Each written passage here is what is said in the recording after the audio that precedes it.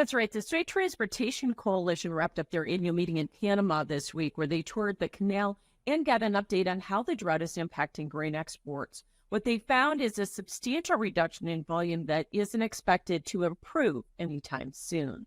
The historic drought and low water levels are limiting the number of ships that pass through the Panama Canal from 36 to 40 vessels a day to currently just 22.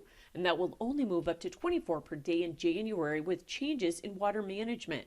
Officials with the Strait Transportation Coalition say that's driving up shipping costs. And so, unfortunately, they observed very few dry vessels which carry grain going through this vital shipping lane.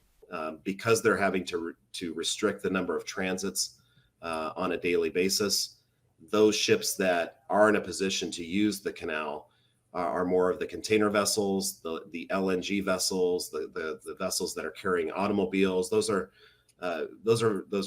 customers of the canal that are able to pay a higher toll, be able to schedule their arrival with greater precision than with agriculture, where we have a lot of variability to our industry. Steenhoek says 600 million bushels of soybeans, or 60% of the U.S. crop, is annually transported through the canal to export customers, particularly in Southeast Asia. But that volume has been cut substantially. In this fall, we've really seen that drop to less than 10%.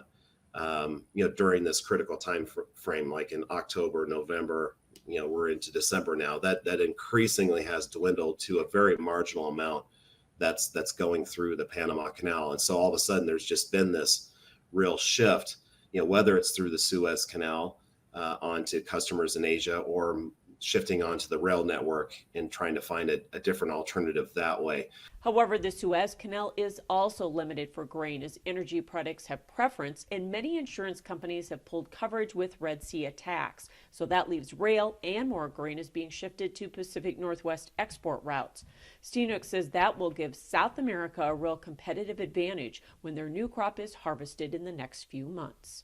I'm Michelle Rook reporting for Ag Day.